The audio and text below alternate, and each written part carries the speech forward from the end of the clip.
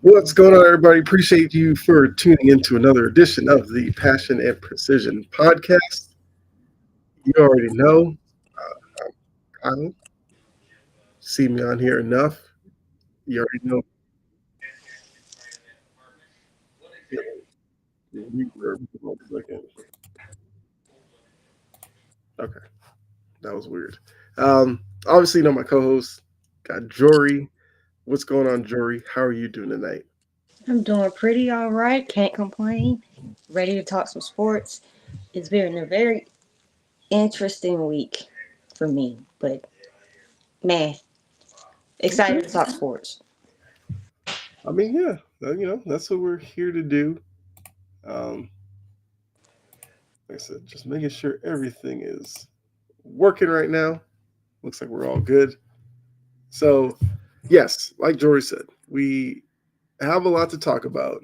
As you can see in the description, we're going to talk some NFL, we're going to talk some NBA, some news being made on the NFL circles around what's going on right now over in Indianapolis. We'll talk about that. Also, those of you on TikTok, what's going on? Feel free to join the conversation as well for you guys over there. We're going to talk about uh, Travis Kelce making a decision on next year. Then we'll switch to the NBA where we will talk about LeBron's, I guess, interesting comments about face of the league. As we know, that's a storyline for all of the NBA media to try to figure out kind of the next wave, sifting through it to see who will be the next leaders amongst the league. And then KD doing KD things, loves to loves to be kind of random and voice his opinion, which I feel like we're supposed to appreciate, but when it's KD, it's just like okay. And yeah, hmm some other stuff, and of course, it'll all lead up to final burn at the end of the show, where Jory and myself will both kind of get a little, moment or two to vent or go off about somebody in the sports world. So, with all of that, let's go ahead jump into the first topic. I guess let's look at the NFL first. And I said Travis Kelce has made a decision. Supposedly, he says he plans on playing next season. Now, based off of Travis Kelce this past season, I feel like the season before that, what can we expect from him? Should he hang it up? Can he still be effective? Like, what do you think about him wanting to play? Kind of as he said, losing in the Super Bowl, he doesn't want to end his career like that. And I get it. I completely get it. Yeah. Me personally, I get why he wouldn't want to retire on a bad note. But with me, the way I look at it, give him another week, another year. If he's still kind of slacking off, I'm gonna say, okay, Hmm. it's time. It's definitely time to go. Yeah. Only reason why I still say he should keep playing is because of what he means to that Kansas City offense and the fact that he's drawing 90% of the attention. Hmm. You find Travis Kelce. Don't let Travis Kelce get loose. Yeah. That's on that note. Hmm. I'm like, I see why people would say retire because he hasn't been as stellar as of lately. But um, no, because he means so much. Give him another year. Okay. You got Anthony. Who's going on, Anthony? Uh, Kelsey's waiting to see if the Chiefs make moves.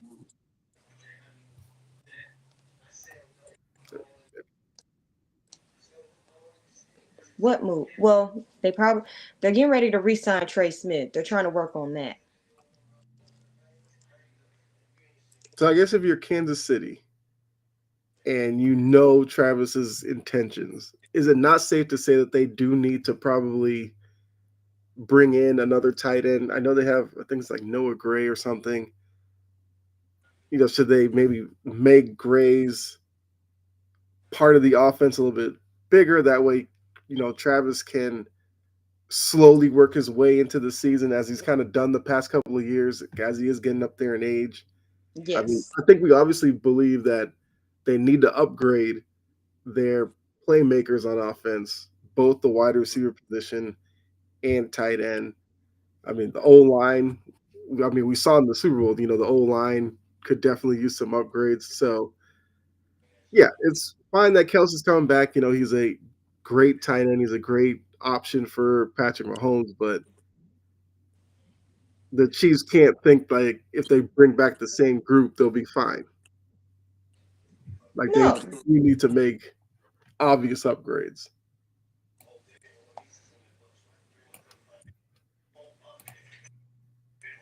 Damien, what's going on? Katie's like Cam Newton trying to be relevant and talked about on social media since they couldn't be relevant in the games.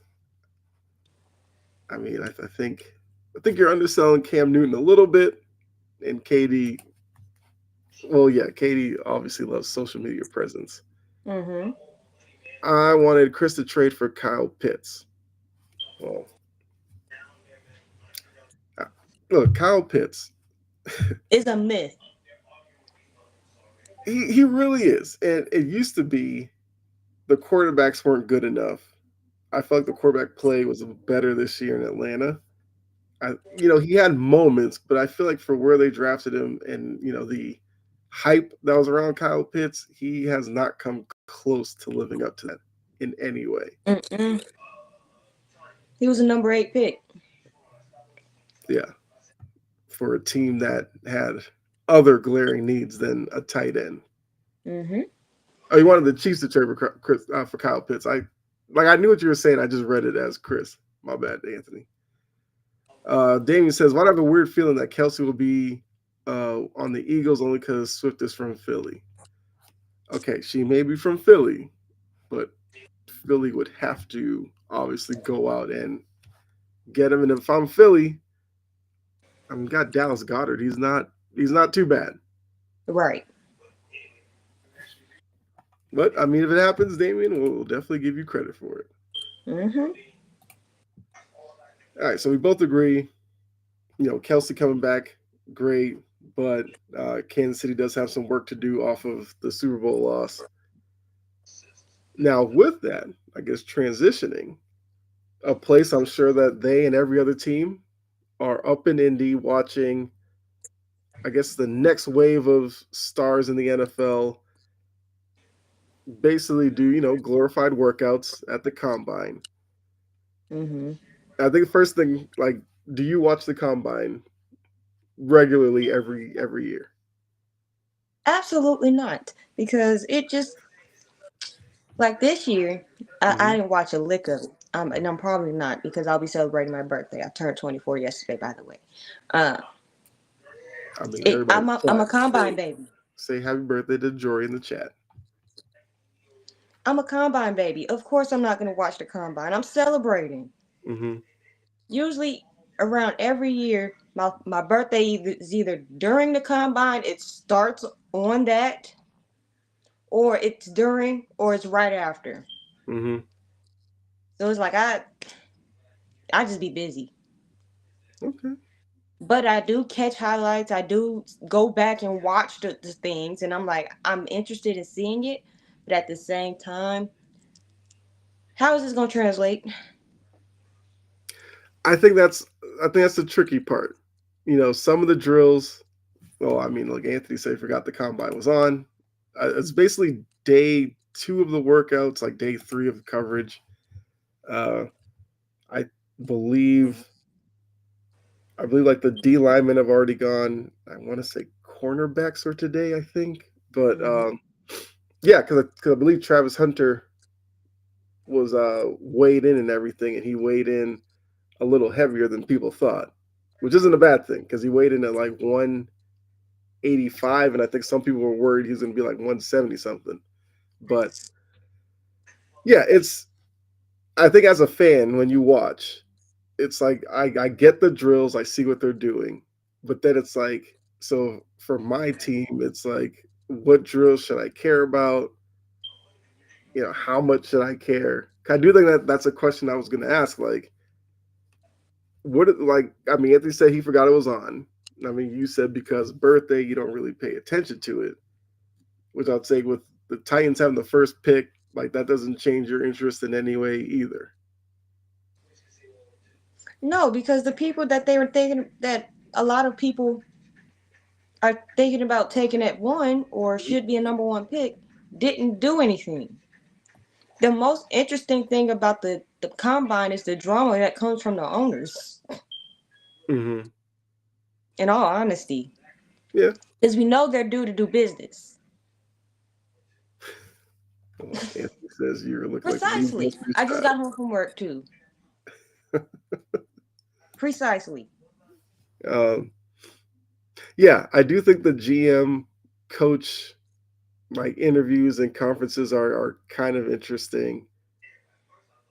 That part of the coverage I do kind of pay attention to really well, especially with the Patriots going through a new like regime and everything. So it was nice to hear Vrabel, who look Vrabel in front of a microphone, You don't know captivating. what you're gonna get. Right, exactly. But he's like very direct. He will answer questions. Some he'll skirt around a little bit, but he basically was like going to be aggressive. So as a fan, it's like, what does that mean? Only we'll see that once free agency gets started. But hold on. David says, speaking of the combines, find it funny how Sanders said he changed two college teams. Really, because last time I checked, Colorado still sucks. Because he did say that. Shadur said like he's ready for the NFL because he like changed Jackson State and he changed Colorado and he's ready to like change some NFL teams' fortunes. Which I mean, that sounds like a guy who knows he's going to be drafted pretty high. Now, Hmm. how high? I've heard everywhere from top 4 to like edge of the top 10, depending on who you listen to. Which I mean, you can still make big impacts in that range. It's just going to be, I guess, does somebody want to jump up to get him? Does somebody think he'll fall to them? I think the quarterbacks in this draft are interesting Hmm. because if you look at the top, you have your Titans who could be in line for a quarterback. You have Cleveland who should be in line for a quarterback. And you have the Giants in the top 3. Problem is, it only seems like it's Ward and Sanders that are kind of top of the first round worthy right now. Hmm. So what do these other teams do, like the Raiders and some of them who are a little bit further back, or the Jets? I have seen somebody say that Sanders might fall to the Jets, which I guess if they could be so lucky, I don't know. More Yeah, power to them. right. I feel like that's the kind of uh, interesting part with the combine and all that stuff is like hearing who's moving up, who's dropping down draft boards, like if any of that's going to actually matter once we get to the draft in April, because a lot of these guys have pro days as well where they can change your mind again. Like it's a lot. Then we hear Abdul Carter might need foot surgery, but then it's like I think doctors are saying he shouldn't have the foot surgery, and he's a guy who could go number 1. Okay, Damien, clearly you don't like Shadur Sanders. Yeah. I don't think he's gonna get drafted the second. Like the only way he would get drafted that low is like his pro day. He's just out there spraying the ball around like Anthony Richardson with no accuracy. Or something stupid come out. Yeah, yeah, that's the only way I could see that. Remember what happened to Laramie Tunsil? What an idiot. Yeah, yeah. Damien also wishes you happy birthday. Yeah, so it's just like I do think like the overarching question is like, should fans care at all about the combine? And like I said, some of the drills, like the ones where the wide receiver stands on the sideline and runs in a straight line with quarterbacks just firing footballs at him. I guess I can You're see the not gonna value in do that. that. Hmm? I'm like, you're not gonna do that. Like in the real game. Well, I mean, that drill is just to test like their reaction and all that kind of stuff. And they're supposed to run in a straight line, even though when you watch it, nobody ever runs in a straight line. Because Hmm. I think it's hard to do when you're running. You're thinking of catching the football. Oh yeah, I'm supposed to run. Like they'll swerve a little bit, so they'll give you some leeway. I think I've heard people say like Cooper Cup has run that kind of the best they've ever seen, and Cooper Cup turned into a pretty good wide receiver. Some of them, Cooper I Cup is on the trade block. yeah,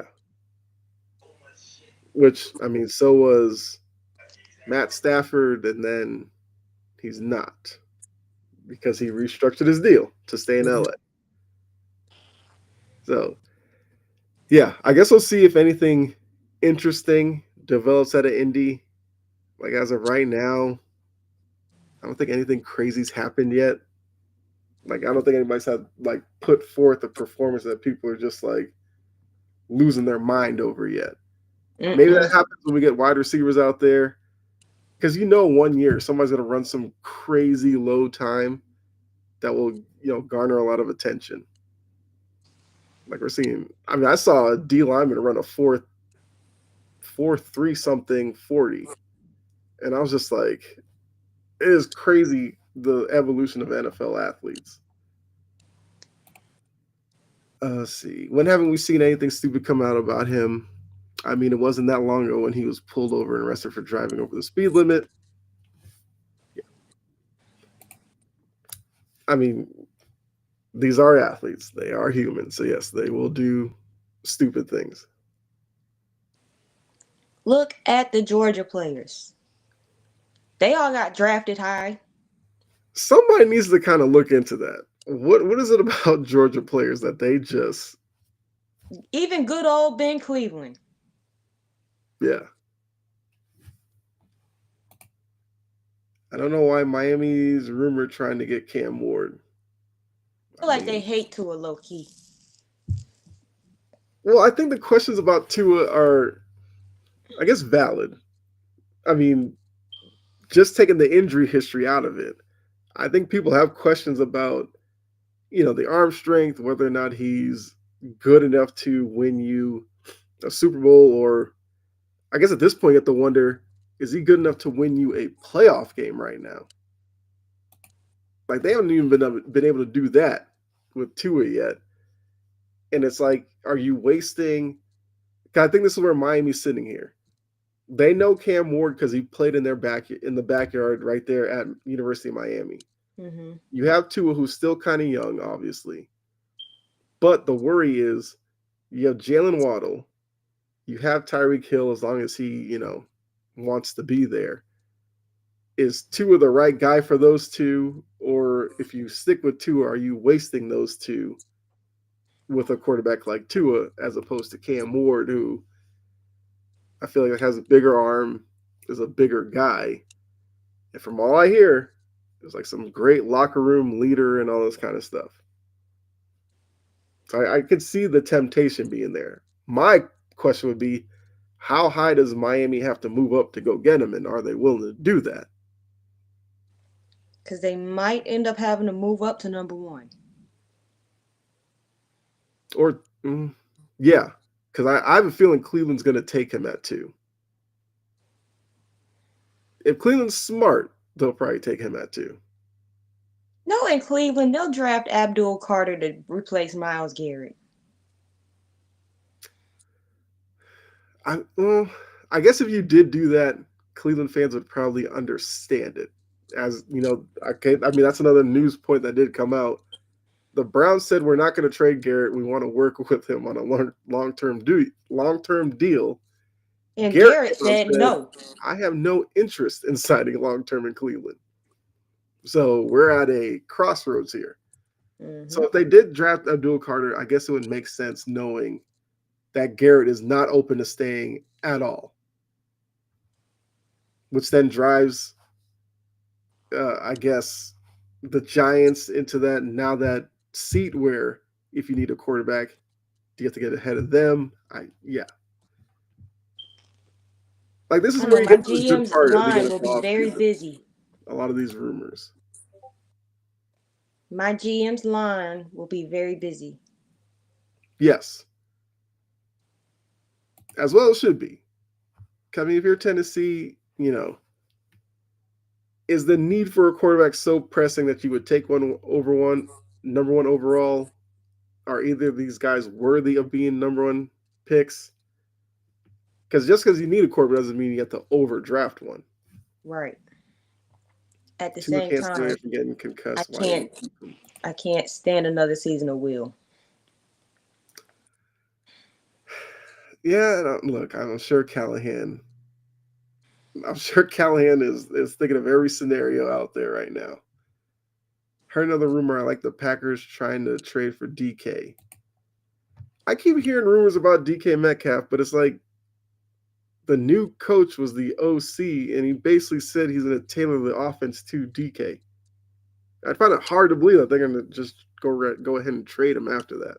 But it could just Hmm. be, team speak to drive up the price or something. Who knows? These NFL teams are real tricky with language like that. Hmm. Like I And said, why does the Packers need another wide receiver? so okay, I think there's two schools of thought when it comes to Green Bay. It's either one, you think their wide receiver group is really deep and they should stick with them, or you think their wide receiver group is a bunch of number twos and threes and they just need that number one to make them better. And I guess that would depend on how you feel about. I guess the first question would be like, who do you think is the best wide receiver in Green Bay? Is it Watson, Dobbs, Reed? Which one? I think it's Watson. Okay, so then the question would be, is Watson a number one though?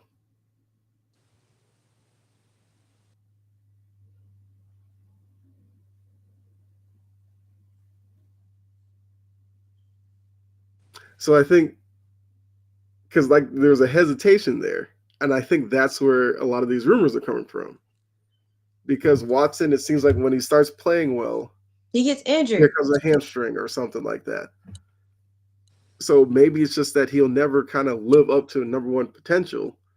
But if you got a guy like DK Metcalf and Watson was your number two, would that take some pressure off of him or something? I don't know.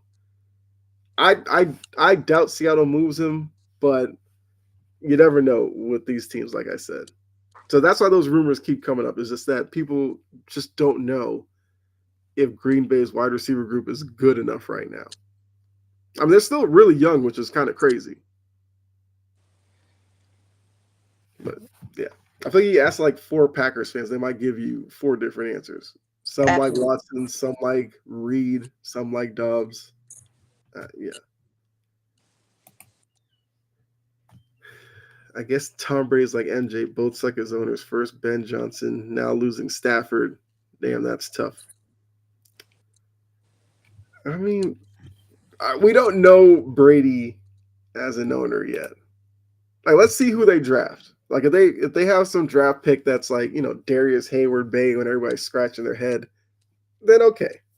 But if they draft somebody who's smart and you're like, okay, I see the fit, he'd already be ahead of MJ.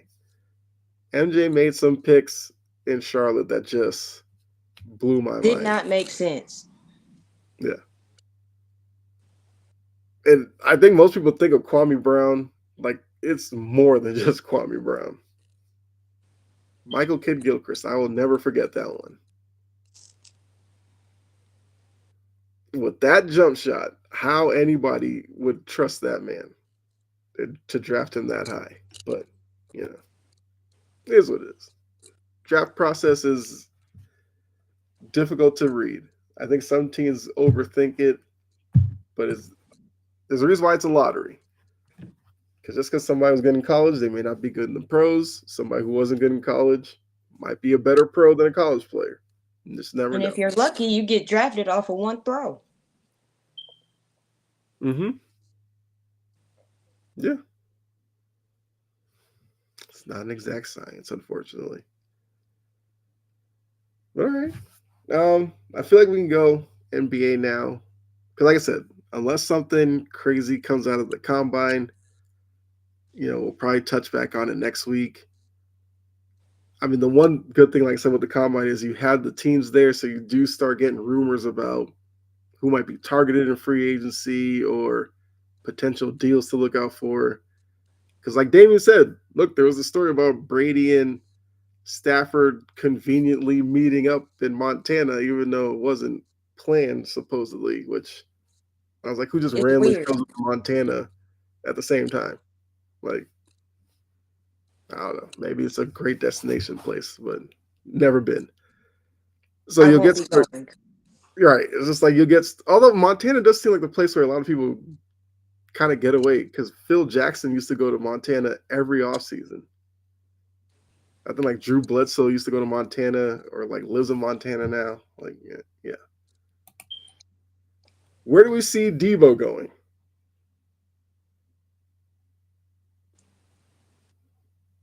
Hmm. The Chargers? I Maybe. hmm? I said maybe. I wouldn't hate that. Hmm. That's actually not a bad because the need is there. Obviously, Mm-hmm. he would give Herbert a more reliable offensive option while Quentin Johnston decides to figure out his drop issues. I don't hate that one. Okay, Anthony throws in Washington. Washington does have a need at that position as well. If you're Jane Daniels and they can bring you Debo in the offseason, like you feel pretty good about yourself. Absolutely. And that's a division that division is like separating, obviously, with the Eagles and Commanders looking like the class of the division.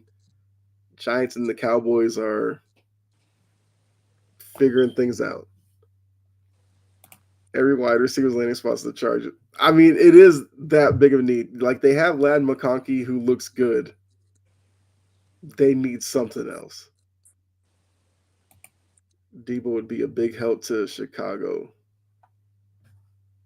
Now, how about you just draft better offensive linemen instead of relying on a wide receiver slash running back? How about let's look at it like that instead of help them just depending on him Yeah, to suffice for people that can't do their jobs. yeah. I I will mean, push back Damien, with that. I do have a question for you, Damien, as a Bears fan. Do you want Keenan Allen back? I know Keenan Allen's a free agent. Like he's getting up there. I've always been a Keenan Allen fan, but I don't know. He's old and washed up. Welcome to Nashville. But I feel like he still can be productive. Hey, if you're Justin Herbert, you probably would take Keenan Allen back. Because at least you feel like you throw it to him, he's gonna catch it. He had kind of a big drop year last year as well for himself, which probably is the first time that Keenan Allen's probably almost cooked. But He had a rookie quarterback. true, yeah. Hmm, I don't know. I think the wide receiver free agency class will be interesting to monitor because there's some names that are out there that obviously, yeah, Cooper Cup's available, Debo. Um, I mean, some think maybe Garrett Wilson, but with Rodgers not being there, Garrett Wilson's probably safe in New York. They don't even have a Uh, quarterback right now. No, that's the Giants. Never mind. well, I mean, the Jets, their only quarterback right now is Tyrod Taylor. So they don't have a quarterback either. Although I think Aaron Glenn said he's not opposed to running Tyrod Taylor out there next year. I want to keep Keenan, but I don't think we will. Okay, that's fair. And look, Tyrod Taylor has had one of the more unlikely career paths. That if he was given a chance in New York next year, I wouldn't hate it. I mean, as a Patriots fan, I probably wouldn't hate it for several reasons, but Exactly. it just seems like that guy kind of deserves one last chance to be a starter. I don't know. I think he's toast. Well, I mean, if you're a Jets fan, you dealt with what? Zach Wilson, Mark Sanchez, guys like that. Aaron Rodgers' first year playing 4 plays, and this past year where it was horrific. I mean, Tyrod Taylor, could he be any worse? Probably not. Nah, he can't be worse. So, I mean, slight upgrade there. But I fully expect them to get a quarterback one way or another. Um, yeah, I mean, guess if anybody else has any other NFL questions before we move on, you might as well drop it in there right now. But in the meantime, we'll transition. So the NBA is obviously underway in their second half of the season. And I feel like let's start with KD. I did mention at the top KD making news for, stuff he's been saying. So we all know with the All-Star break, a lot of fans will say watched it and was wondering, oh, okay, so Damien does have one last question. Let's answer this and then we'll get to KD. Worst situation, the Jets or the Giants?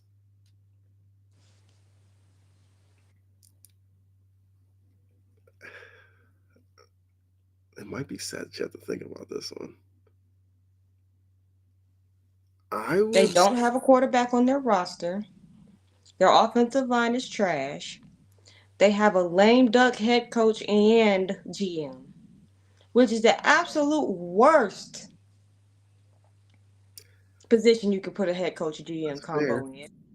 With the stupid ass real unrealistic expectations of playoff or bust. That's fair. I mean, I The guess Jets the know where pushback they are right now. would be we got Woody Johnson taking advice from what was it was nephew from Madden or whatever that story was last year, which was wild to think that we have owners out here making decisions based off of Madden. But it's neither here nor there. So you're saying the Giants, which I do think is like I said. Well, I mean, look, the Jets. You have questionable with Woody. You need a quarterback. You have a first-time head coach, which you don't know what he'll necessarily bring next season. True. You have a young wide receiver and a young running back that took steps back last year. So now you got to wonder, can you kind of regain the momentum they had before? Talking about Garrett Wilson and Brees Hall. You got a defense that got exposed at times and then kind of corrected themselves later in the year. But I think you also have a team that their fan base just doesn't trust right now. And I mean, they have multitude of reasons not to. The Jets, haven't really won anything since Joe Namath, and I don't know how many people were around when Joe Namath did that. I was So, not. exactly. Like I remember hearing about it. I think I saw maybe like an ESPN Classic when they did it because Joe Namath was like a personality back then. But since then, it's been a lot of like obscurity for the Jets because they're not historically on the Giants level. The Giants have had some Super Bowl success. They play in a big market in New York, so the Jets are like if you rank the New York teams, the Jets are probably at the bottom of the totem pole, and They are. it's something that they struggle with all the time.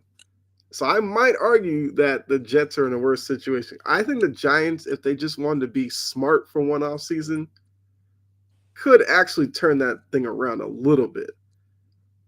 Like But they do I have to really get. trust them? Well, no, there's no reason to trust them, but it's just like, yes, they made the biggest mistake with Daniel Jones. And we all know that your quarterback situation in the NFL in 2025 is the most important. So they screwed that up. If they could find some way out of that, maybe have a good draft, actually draft a young quarterback who has some ability, then it looks a little better. Like you have Malik Neighbors, you have I mean, Tyrone Tracy had a decent year. I think defensively they're okay. It's just that it just seems like the quarterback position is what's really dragging that team down.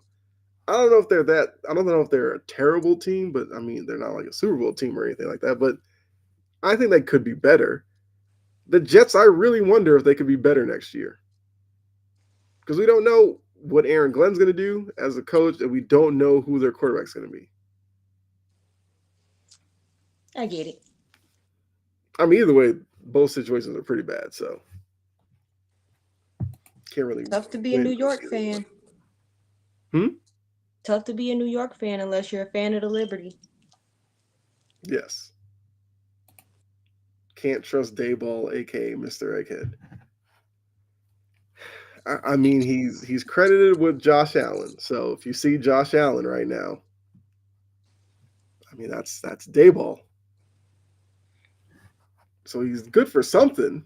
It's just that he hasn't He even was had given anybody. a poorly built and poorly constructed roster to dig to begin with. Yeah. So if he had somebody who was like even because Josh Allen when he first came in out of Wyoming, like it was rough. He was a guy who you knew needed some time to develop and get better. He hasn't had a quarterback in New York who you could say was even Close to good that. enough when Josh Allen was bad. So I don't even know if we can really judge Dayball right now. Giants need a running back. Yeah, I mean, I don't. Tyrone Tracy's not Saquon Barkley, but he's functional. But all right, Katie. So yes, the All Star game happened. Some liked the format, some hated it. Some players hated it the minute that they were done with it, Some and hated it now before they even played in it. yeah, like I guess it was doomed before it even had a chance. Because now it's like we're talking about USA versus the world. But then people are saying, well, if you did that, would the US players care more than the world players? And I think we're getting to the point where the conversation is going to start being do we just scrap the game in altogether? Which will then Yep. start the conversation do we just scrap the weekend altogether? But KD did come out and say that he would play in a 1v1 tournament because we know Unrivaled is doing that. It was a success for them. A lot of people are now putting some heat on the NBA. Then you have the Four Nations, which puts more heat on the NBA to fix their All Star game. But he said he would do it for $1 million. So, He doesn't need $1 million. uh, and look, maybe that's probably the biggest problem with the current NBA. Like the players need incentives to do every little thing. Like they can't be bothered with the All Star game because clearly there's no prize at the end for them. They can't do like the bigger stars. Don't want to do the dunk contest because what's the value in that? Because at best you win a meaningless trophy. At worst you get embarrassed and get dragged through social media. And now the one opportunity where that maybe players should care because it's 1v1 and you're going up against a guy that in your mind you think you're much better than, you should have every reason to go out there and prove it. But now it's like we got to attach big dollar amount to it for KD to even play in it, and we don't even know how other players feel about it yet because it seems like only KD has talked about it. But if players were interested, do you think that would push the league to attach a million or something to it to make it happen? No, Out because of you just know what's going to happen? Somebody's going to get embarrassed. mm-hmm, It's going to spread all around social media. And you know these athletes are sensitive on social media. mm-hmm, I get it. It's your craft. You don't like people criticizing your craft. I'll right, get into the meaning of criticism in a minute, in just a few minutes. But nonetheless, what is going to end up happening is somebody's going to get embarrassed. You're mm-hmm, already getting enough freaking money. You're getting extra money from the in season tournament. What? Thank you, Damien. What the hell more do you need? You don't need $1 million. What about the fans? Right. Yeah. What about the fans, bro? Mm-hmm. All Star Weekend was literally meant for the fans to see their favorite players who they vote for in a casual, competitive atmosphere. Mm-hmm. Why do you need $1 million extra on top of the $50 million that you're already freaking making to do something for the fans? But then when people call the game boring and stop engaging because some of y'all don't want to damn play, Mm-hmm. you get all sensitive. Like, y'all are being money hungry. You're not motivated to do anything other than play basketball and go home. You get to play a game as a job, Mm-hmm.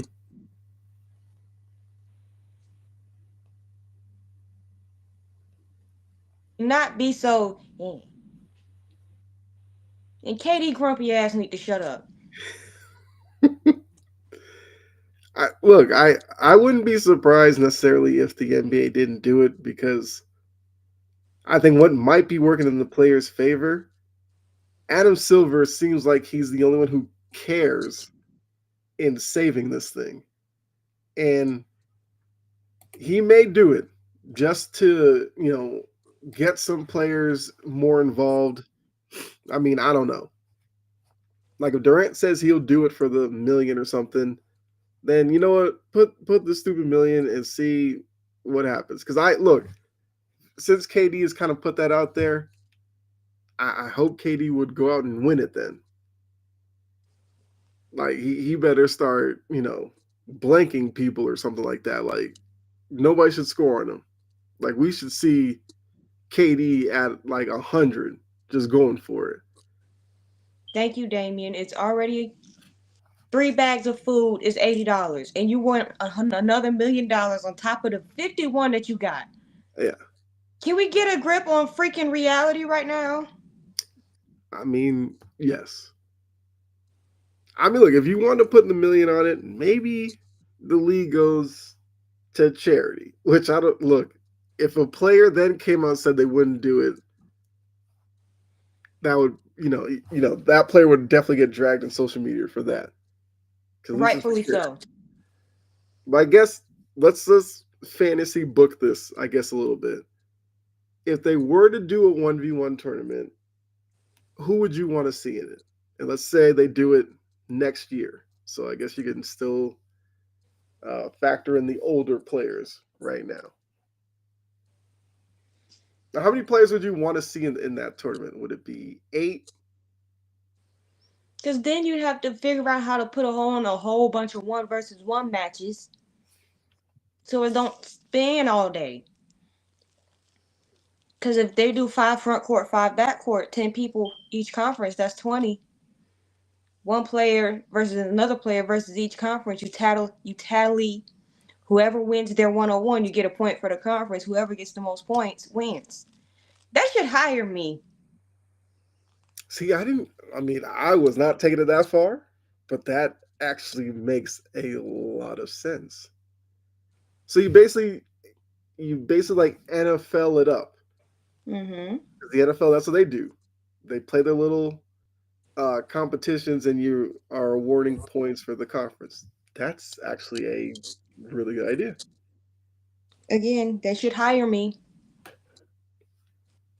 So I would assume if they're going to do it, they'll probably do 8 or 16 players. I think if you're going to do it like a tournament style, so maybe the conference decides their 8 best or something like. I mean, yeah, their 8 best to play in it. Like I don't know, but I guess we'll take that. Ooh, that's gonna make voting even more insufferable. Yeah, right. Because now fans are literally just voting people. Yeah, voting people just for the 1v1 tournament. Which I mean, fan voting is fan voting. It's going to be like that no matter how you try to you know, put guidelines on it or anything like that. But I guess yeah, who were like three? Hey Bella, there's the Bella appearance. I guess who would be three to five players that you would absolutely want to see in a 1v1 tournament? The person who suggested it, Okay. um, I'm tired of LeBron, so there's that. Sit his old Do ass we down think before he we would make a do talk. it? No, He hasn't done anything else. Why would this be the one thing he would do? he's not gonna do any of that. Yeah. Especially Um, this advanced stage in his career. Probably not. So yeah. Okay, so KD. I would want to see Luca Okay. book.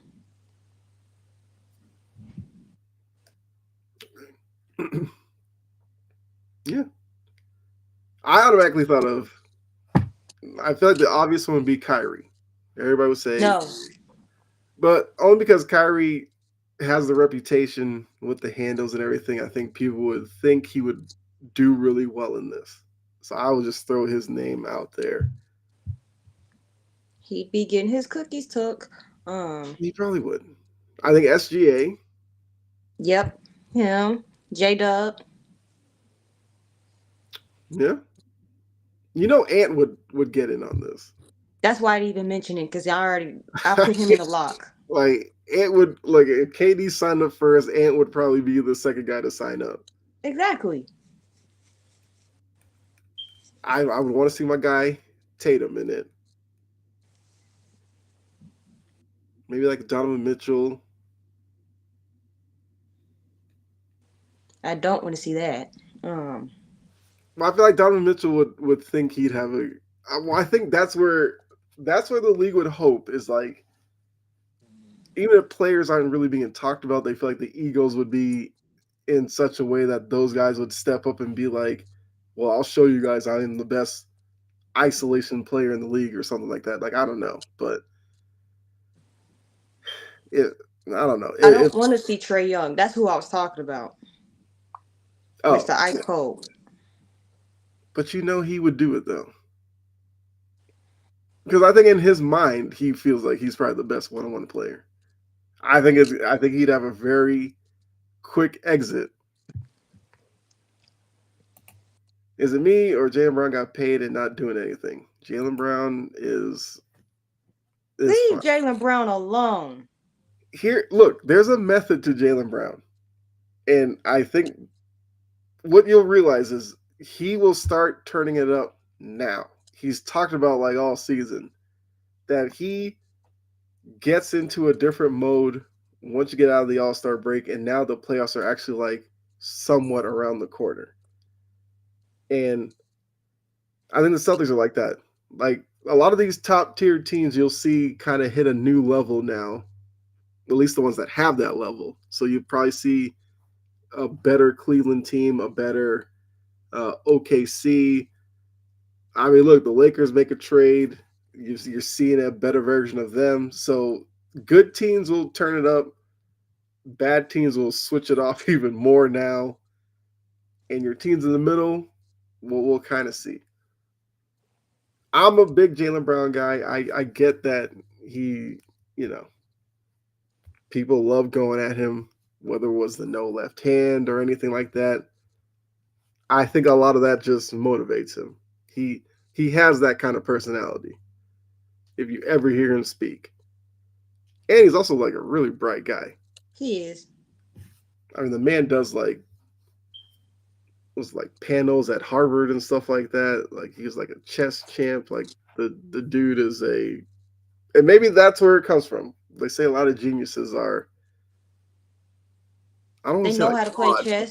but chess. they're kind of awkward to a lot of people. I guess I don't know. Like, leave Jalen Brown alone. He don't do nothing to bother nobody. Well, look, the problem is it's gonna keep coming up because even just looking at the Celtics, I think people are already looking at how do you break up what they have right now because of the tax implications of keeping a team like this together for multiple years. So I guarantee it in the offseason we'll start hearing Jalen Brown trade rumors. I already know it's coming. I doubt Brad Stevens actually moves him since he didn't move him before when every year it was Jalen Brown for Kevin Durant. They never pulled the trigger on that one, which I'm so thankful they didn't. But that's what's going to happen this offseason. How do you split it up? I feel like there's easier ways to do it, but the Brown Tatum thing is not going to go away, even with them winning a championship together. That narrative is going to linger. I blame Kendrick Perkins. I mean, he's part of it, yes, but it's kind of a sentiment that was shared with a lot of these NBA people. They didn't think their skill sets complemented each other. They thought it was a lot of my turn, your turn stuff. And even with the championship win, people are still questioning them. So, I mean, it is what it is. Um, let's see. I mean, I didn't mention the Lakers. We talked to LeBron. So let's transition to LeBron right now. So LeBron had some things to say after the T Wolves and the Lakers game, a game in which Anthony Edwards was ejected. Got ejected. He like threw the ball into the stands and stuff like that. And he came out. Anthony Edwards said something about he thinks he's getting an unfair whistle in terms of these technicals because he's up to 16 now, which then triggered a suspension. So they asked LeBron about being the face of the league because a lot of people last postseason thought Anthony Edwards was the next guy to be the face of the league, and it's a kind of murky story there. But basically, LeBron sitting at his locker, LeBron sitting at his locker was asked about it, and LeBron, with a very serious face, said, "Why would anybody want to be face of the league when once you're face of the league, all they'll do is criticize you?" So he's basically saying it's not desirable to be face of the league. Now, conflicting reports are some say Anthony Edwards doesn't want to be face of the league. Brian Windhorst stood 10 toes down and said he's heard that Anthony Edwards wants to be the face of the league. So I guess we could talk about that within this, but I guess is LeBron correct about what he said about being face of the league? That it's Absolutely not the as hell great as not. He made is up. smoking copium. He is on some quality grade A gas. Cause like who gave you the you out of all people should not have said that. Out of Well, all people. With we your know these crybaby NBA ass. people You 40 love years LeBron's old. opinion on everything. 40 years old. Me. Because the coverage is negative. For the most part, people just bow down to you.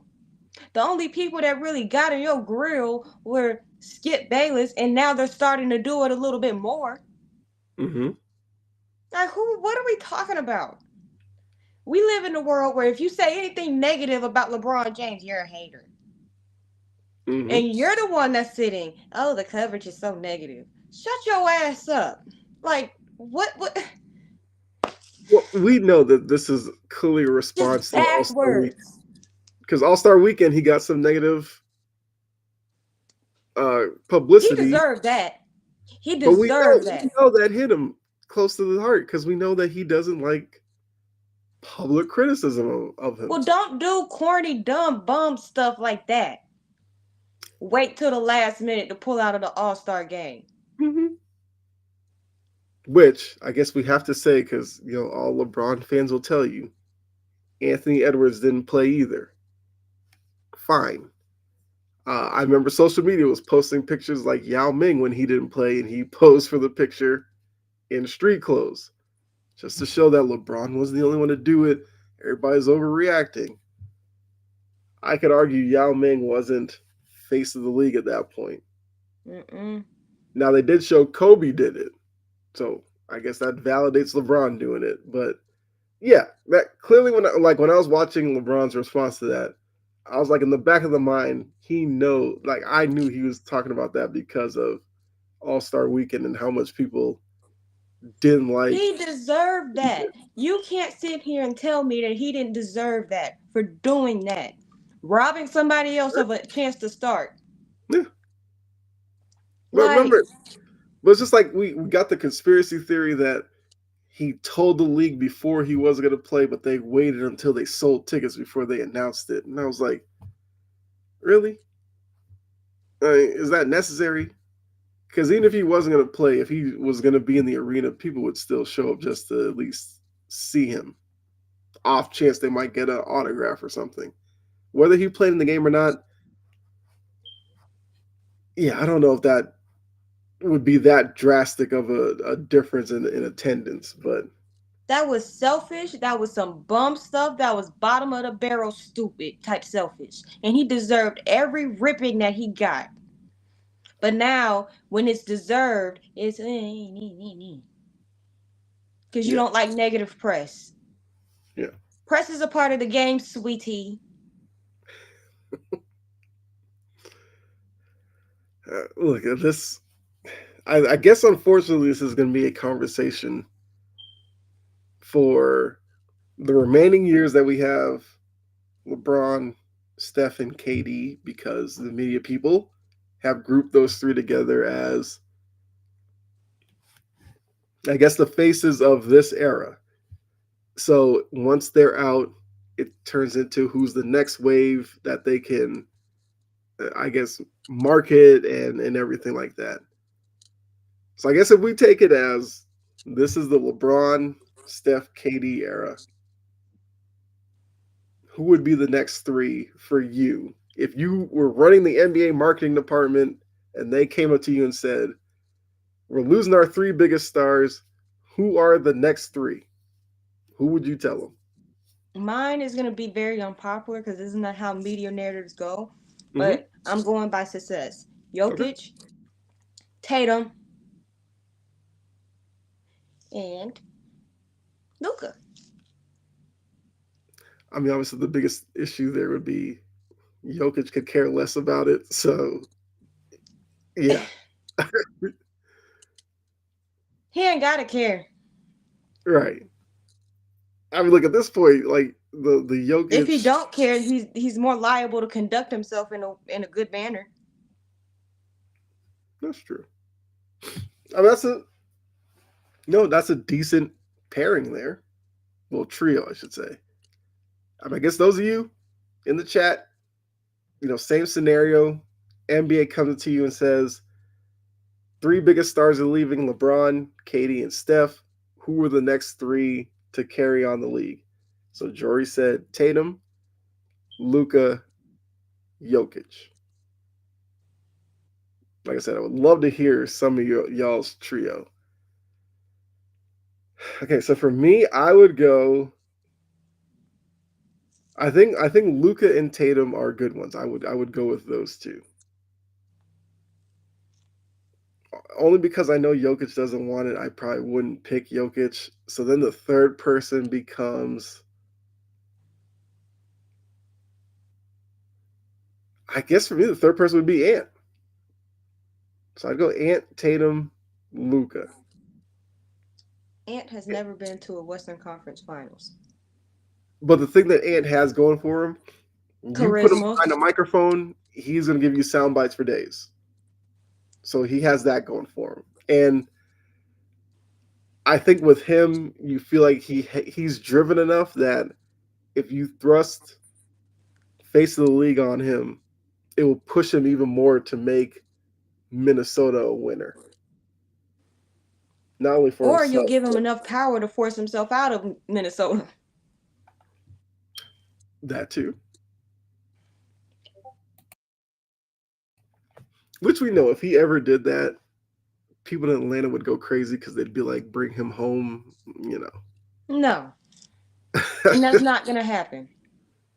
You Because I can already already see it. messed up when you traded the rights to Luca away. You ain't even living up to that one. You're not Atlanta gonna. They're not Atlanta gonna. fans still think they did the right thing. And they're full of crap. They're full of caca Hey, I'm just telling you. and don't know ball. Look, Fair if weather Ant fans. ever put it out there, they'll already say, he'll be the next human highlight reel. They'll do all they can to try to bring him to Atlanta. But yeah, I think the narrative that the league is in trouble once those three leave is misguided. A lot of talented players. It's just that maybe the fact that LeBron's been around 20 something years. I don't know how many people thought when he first started playing he'd be around this long. He did come straight out of high school, so I think that makes a bit of a difference. Where it's not Hmm. like he played 3-4 years in college, but yeah, yeah, I'm kind of looking forward to the day when those three are gone because I want to see what the media does with their coverage, who they choose to kind of um, pump up and put on that face of the league pedestal. And quit kissing up to Steph Curry so much. Just because the Warriors have holes is not woe is Steph Curry. I'm tired of that crap too. Well, I feel like they just do it with everybody. Like, people didn't like the direction Golden State was going into, so I think they wanted Steph to be somebody he wasn't. Like they wanted Steph to like kick down the door and be like, "Get me out of here." I don't think Steph is that kind of guy. He's gonna retire a Warrior. And I mean, it has to help that he won 4 titles there. Like Hmm. that's a great career on one team. Now, if he probably was ringless, then yeah, maybe he would have acted a little bit differently to the last couple of years. But he's won 4. His legacy cemented. Like he's gonna be a Hall of Famer. He's gonna be recognized as, A uh, game changer. yeah, game changer. Depending on who you ask, greatest shooter they've ever seen.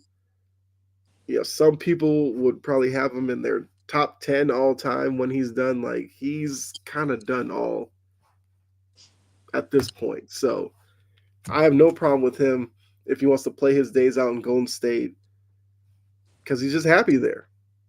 I feel like media and fans like need to be okay with that. But I guess speaking of those two, because we talked Lakers and the Warriors, it does seem like since we've gotten past the trade deadline and we know both those teams made impactful trades, Lakers get Luka, Warriors get Butler.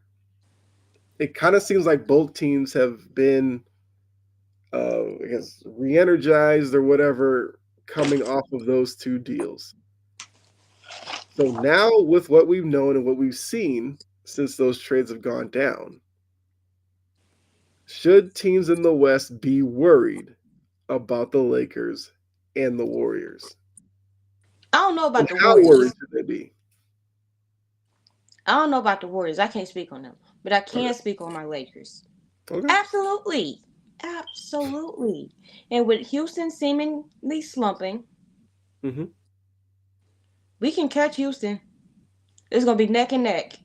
Mm-hmm. The Lakers are 8-2 in their last 10 games. They're on a 4-game winning streak. They, for the past month, they've pretty much I know they've had a top 10 defense. Mm-hmm. And JJ Redick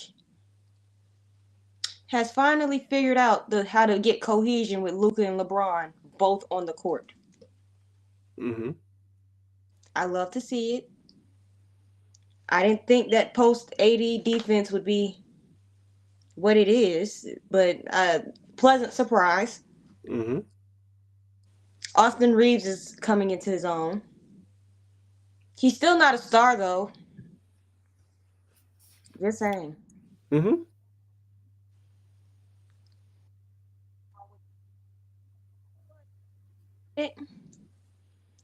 They managed to work. I don't know how they managed both Draymond and Jimmy, but they're both I, competitors, I so that's how never that works. I never questioned those two though, Because because they're I think what we have to realize is Butler hates players like, well, Minnesota. He had a problem with, what was it, Andrew Wiggins and Cat. I think Butler has problems with guys who he thinks aren't going all in for the season, even though Butler's a guy who will take nights off. So, like, we'll see that. I hmm think Draymond's the same way.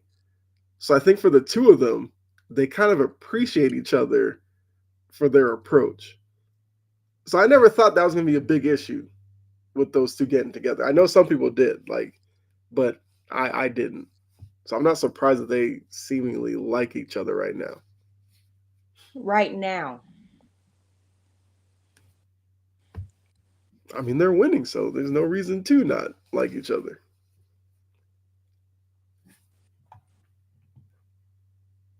Andrew Wiggins. Hmm? Didn't the Warriors get rid of Andrew Wiggins? Yes. Good for them. But I still feel like they're missing something. I don't know what it is. Like with the Lakers, I know what we're missing. It's a big. Hmm. I I mean, you can make the argument the Warriors could use a big. I They mean, could use that. Kevon Looney works against some bigs. Other ones he's downright unplayable against. And Kaminga's not a big, so Right. So they're basing kind of their interior depth on, like, Draymond being able to hold up against every center they run up against in the West. Which and I that is mean, exactly why Draymond gets more unhinged mhm, year in and year out. yes. But I mean, like, if you're Draymond and I mean, if you're the Warriors and you're looking around the West, it's who has a big man that you worry about Draymond on the court with? Like, you take Oklahoma City, you have Holmgren, you have Hartenstein. I think Hartenstein would probably pose more of a problem than Holmgren, because you know Hartenstein and Green would probably get into it a couple times. Yep.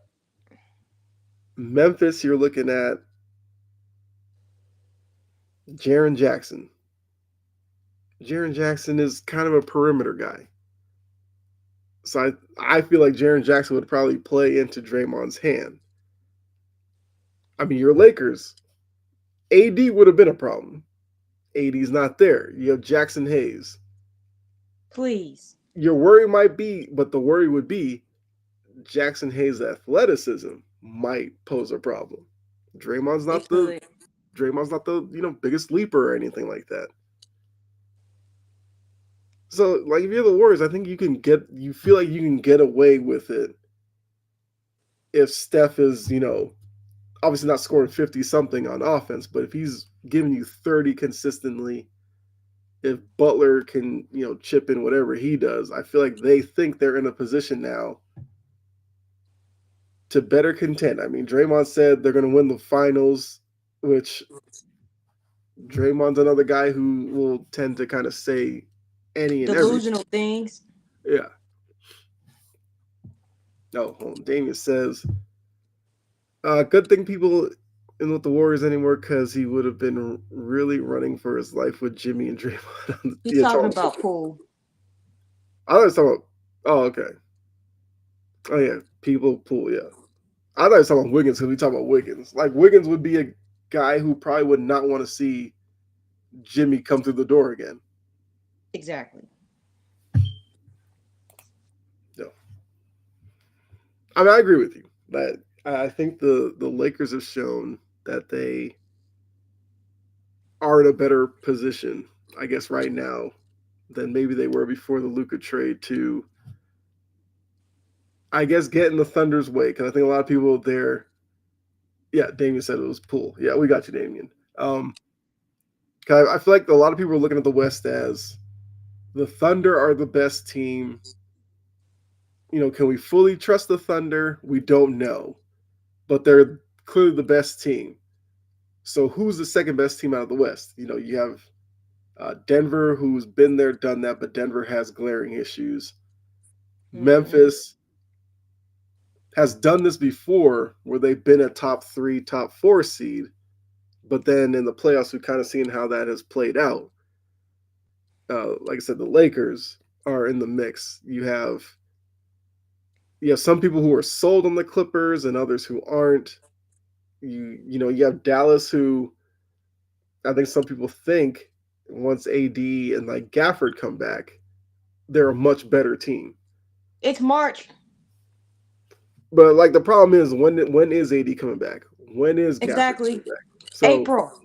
right. So it's just like the West playoffs will be very interesting to see kind of how it all shakes out. And I think when you're looking at the West, it's going to be matchup based.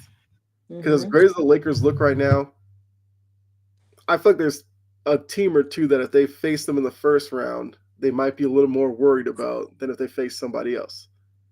Like let's say Houston falls to the point where the Lakers got Houston in the first round. I feel like Lakers fans would feel really good about that because Houston is struggling right now and will, if they make the playoffs, will limp into the playoffs. But most likely, they may even fall into the play-in category. Like that's what it kind of seems like the trajectory that they're on right now. Mm-hmm. But let's say they had to face Denver in the first round, and only because we've seen Jamal Murray and Denver play really well against LA. I'm You tired of the goddamn Nuggets. exactly, but I feel like Laker fans might be confident, but they would still be a little weary because they'd be like, oh, Denver again. So it's all going to be about positioning. I feel like when the season ends, we'll have a better idea of which team might be more dangerous. Because Golden State seems like they're going to be a bottom half of the playoff bracket. They may scare some teams up top because of Curry, Butler, Draymond, and I guess Kaminga, if he comes back and could kind of regain the form he had before the injuries and all that, then they look like a more dangerous team as well. And I feel like that's where the West becomes very interesting. Because I don't trust Minnesota. Right. I mean, if Minnesota's going to do it, Ant's going to have to drag that team. Exactly. I'm trying to think, did we miss any teams out there? Hold on. 'Cause I don't want to like gloss over anybody. No, we actually hit on everybody. Thunder, Grizzlies, Nuggets are the standings right now. Lakers are 4. So the Lakers are technically tied with the Rockets right now, but the Lakers are listed ahead of the Rockets. I'm assuming they win some tiebreaker. Mm-hmm. And yeah, the Clippers at 6. The Warriors are at 7, but are only a half game behind the Clippers. Then it's the T Wolves, who are a half game behind the Warriors, share the same record as the Mavericks. And the team in 10th are the Kings right now, which the Kings are forgotten, probably, with all the teams ahead of them. They are above Rightfully 500. so. They're above 500. They made their deal to bring Levine out there. Levine had a 40-something point game this week. So, Why would you put Levine and De'Aaron Fox back? Not De'Aaron Fox. DeRozan, DeMar DeRozan back I don't together. know. I really don't know. I, I guess they feel like those two, you get them out of Chicago, maybe they're better. Maybe with Sabonis surrounding them as opposed to Vucevic, maybe you're better. I don't know. I don't think anybody's gonna lose sleep if they have to face the Kings in the first round. At So, all. and outside looking in, you still have the Suns, who, yeah, it's Phoenix. Like, I guess speaking of Phoenix, because I did see this question on First Take. I know I'm throwing this at you because I didn't know we were gonna talk about this, but since I said it's Phoenix, and maybe Rob remember this. First Take asked bigger disappointment, Philly or Phoenix. And I wondered, Philly. okay, I was wondering where you would go with that one. Philly. Because we all knew Phoenix was going to stink. Yes. We all knew this. You're incredibly top heavy. You Hmm. don't have much. You didn't do anything at the trade deadline because you couldn't. Hmm. This is what we get when we just pull names out of a pocket, out of a rabbit hat, and build a roster. Yep. This is not the Georgia lottery where you pick random numbers and you win. Yeah. No, Yeah. there is a method to people's madness. As foolish as I think Rob Palinka can be sometimes, there Hmm. is a method to his madness. Yeah. Clearly, because he swindled Nico, but and I'll speak on the Mavericks in a minute again because Hmm. I'm like, Yeah. I'll leave that alone for right Okay. now. Yeah. But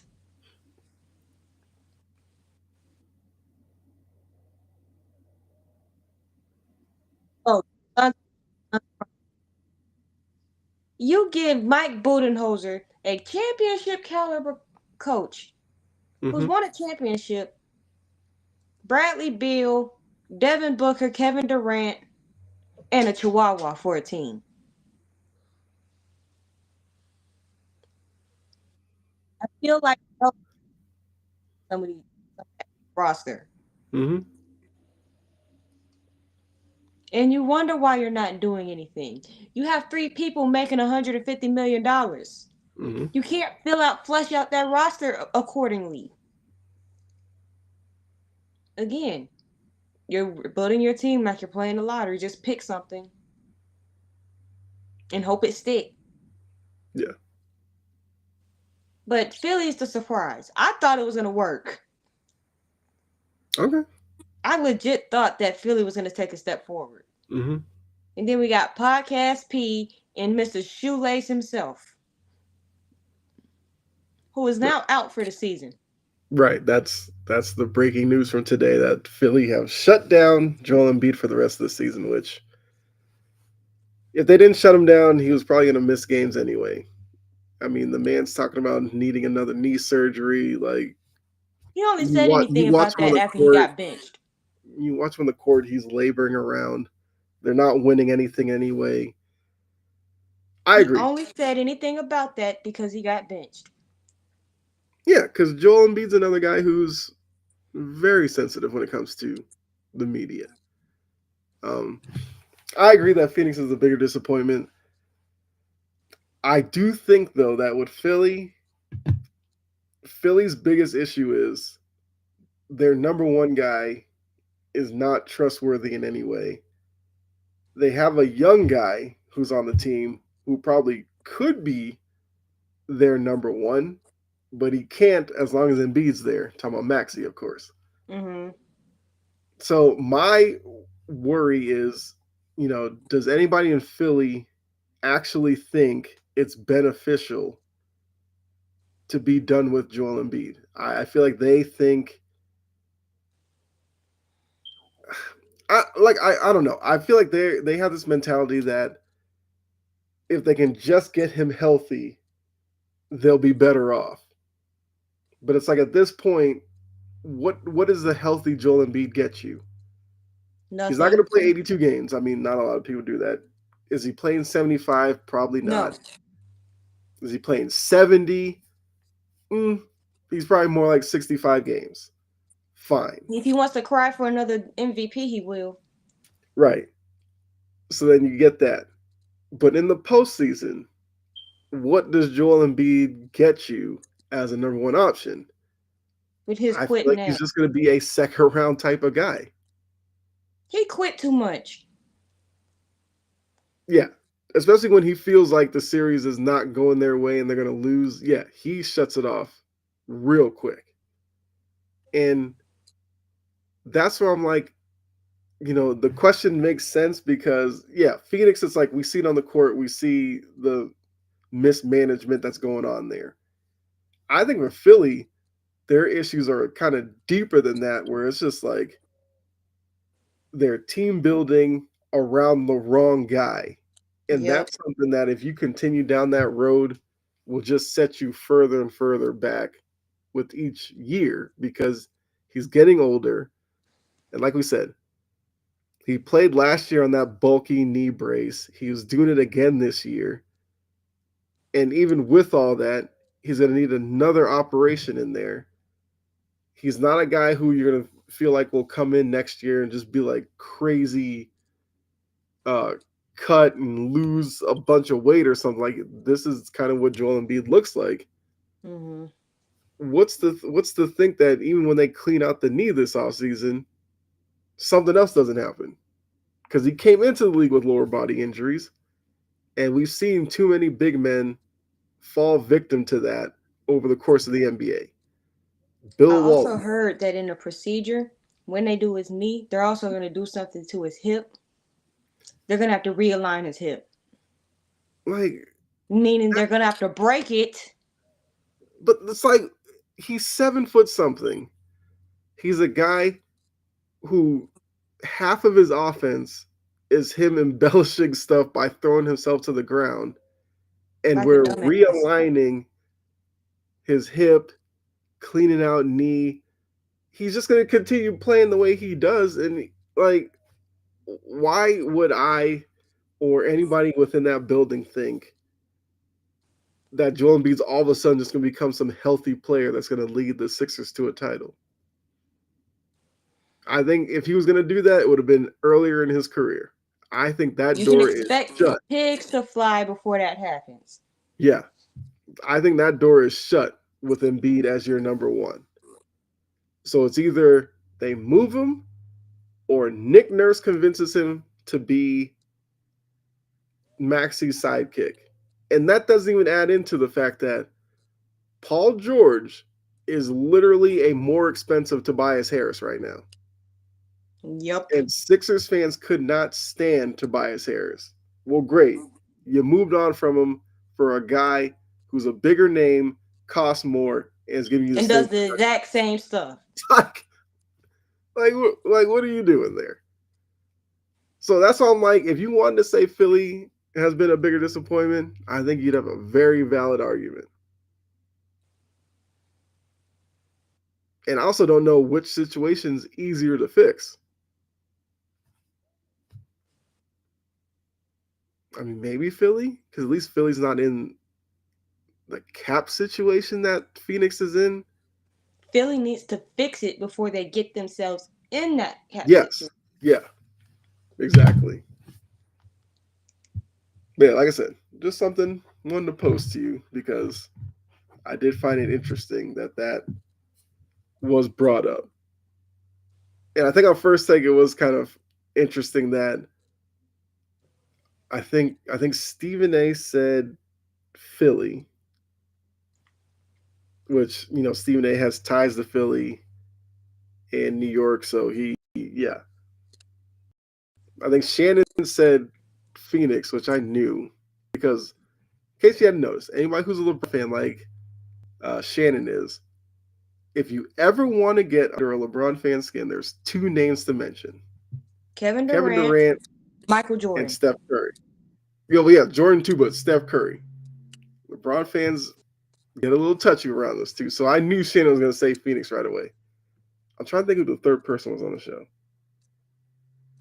It might have been Perk because I don't think Monica was on Oh, that. I think Perk said Phoenix as well. I can't remember, but yeah. Although, shout out to Monica, getting back on that show again.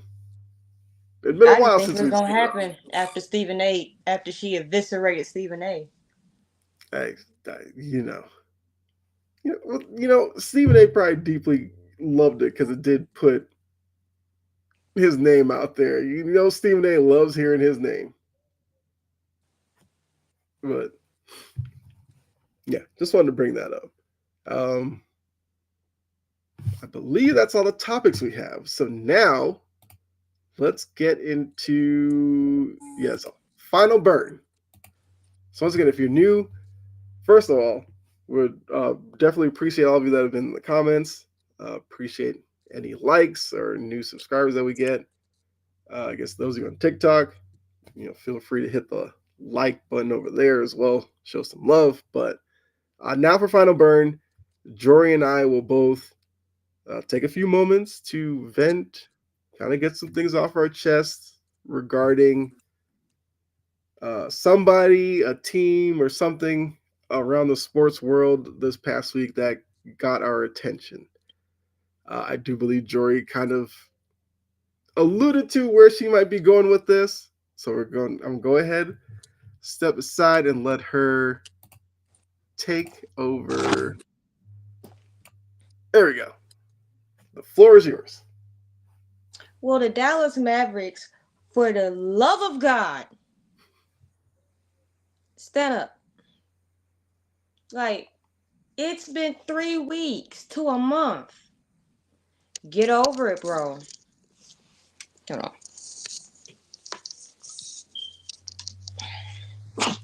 You gotta get over it. Mm-hmm. You alright, Pooh? Every week, I feel like every week or every week and a half, is something new that gets leaked coming from that front office that's been said. You mean to tell me that you had a problem with Luca because he liked beer and hookah?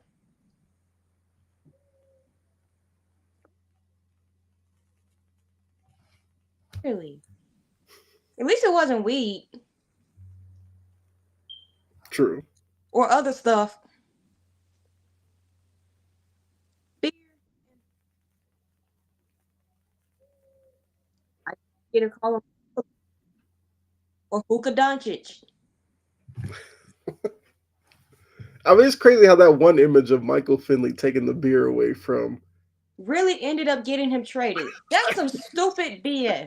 What kind of soft ass, poor running franchise does that? You give up on a 25-year-old because he smokes hookah and he drinks beer too much. What 25-year-old don't? I guess that's a fair question. Yeah. I mean, there's ones out there, but at this age, and I'm 24, so I can speak. Hmm. They're gonna have a vice. His vice does not get in the way of him doing his job at the highest of highs. You saw the way that man was wrapped up at the end of that finals run, and you mean to sit here and tell me you traded him because, be serious? And then not only did you trade him, you tried to run this little stupid BS ass smear campaign that didn't work. It wasn't gonna work as soon as he stepped off the plane, and people Hmm. were like, 270? Where?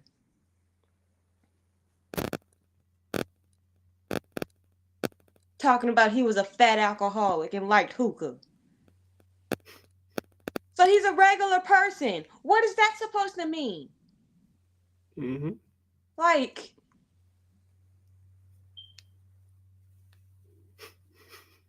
makes no sense. None. And I'm tired of the Mavericks. Get over it. You traded him. Stop mentioning him. He's a Laker. Get his name out your mouth. Go be Hmm. happy with Anthony Davis and go lay in that bed because you got the whole AD experience in one game. And quit mentioning Luca every single dying chance. And the fact that people were getting sensated because of that story that sounded true, but the only reason why people thought that was true is because the front office had been acting like they were mini dictators. Like, are we serious right now? That's the reason why people thought it was true, because how they've been running around kicking people out for signs and voicing their discontent with the front office. Like, No, I mean I it's think that's all definitely I got too. like it's definitely something that Dallas needs to get over. I mean, you made the move. Like at this point, just stand behind the move and like either wish Luca well or don't. Like that's your Quit choice. talking But about him. right, like you focus on. I guess Kyrie, who's up for contract extension, and AD, hopefully get more healthy years out of him, and just move on, like you said. Now, obviously, if they were to trade Luca and the Lakers were to go on to win a title, like I don't know if I would want to be Nico the next day. Like that might be his ultimate nightmare if that were to happen. But we are far away from that. So I guess I'll switch these. Okay. So you went at Dallas. So for me, I don't know if you've seen this yet, but apparently Bill Belichick and the University of North Carolina are going to be on Hard Knocks.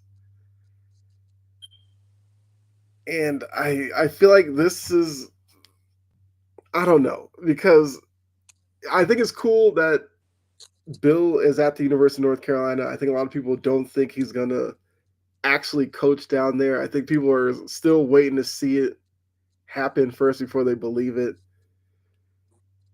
But part of me is like, is this the whole thing? Because look, Bill Belichick's catching a lot of heat recently because of the new girlfriend and kind of like this new attitude that he has. And I really hope that this Hard Knocks thing doesn't turn into like a lot of like trying to make her a star or something out of this. Like I'm hoping this is like what it is. Like it'd be like behind the scenes, showing more people like his personality that he would kind of display in New England behind closed doors because players will say it all the time. He's a funny guy, has a great sense of humor, all that kind of stuff. But this turns into him with a lot of her in it and people thinking like she's now a side star to everything. Look, it'll take a lot for me to, obviously hate Belichick and everything as a Patriots fan. I might get close to the point where I'm just like, I don't need to see him on TV at this point. But I'm hoping that because it's Hard Knocks, that I don't think they'll fall into that pitfall. I do think it would be kind of interesting to see him at North Carolina dealing with college kids. I don't know. Like Come up with their own program. it's what? Come up with their own program like Hard Knocks for college. Yeah, Don't sit here and rob us of. yeah, I like Hard Knocks. That's why. right. Because they're calling it Hard Knocks off season, which I was just like, when they do an NFL team, but yeah, I don't know. But um, okay, yeah, because part of the story is the Hard Knocks crew couldn't get a team that was interested in doing it, which that might be a bigger story in itself. Because we know that they started with Hard Knocks, which, like you said, a lot of people like that with the kind of preseason stuff. Then they started doing Hard Knocks in season, and now I guess with another off season version. But the fact that they couldn't find a team that was interested, and we have a lot of teams in this league that love attention. Like you're telling me you couldn't get Dallas to do it? Like Jerry seems like he wouldn't run from that. Maybe they don't want to show Jerry. But I would find it hard to believe that one team wouldn't want to do Hard Knocks. Considering what happened with the Giants, I'm not surprised. The Giants ruined every damn I feel like if thing. you're a team though, you're like, we're not as bad as the Giants are. Like, should that be a reason to run away from it though? They don't want the publicity and the long lasting. The Giants turned into a running joke for the entire season. They don't want to risk That's that. true. I feel like the Giants were a joke anyway before Hard Knocks got They were, like but if cameras weren't there and we didn't see how the Saquon Barkley thing went down, I feel like we would have clowned them. you could have Like we predicted would have that. clowned them for not signing Saquon Barkley anyway. It was just that now seeing it play out on video and the conversation that happened, it's like, yeah, you guys are just ridiculous.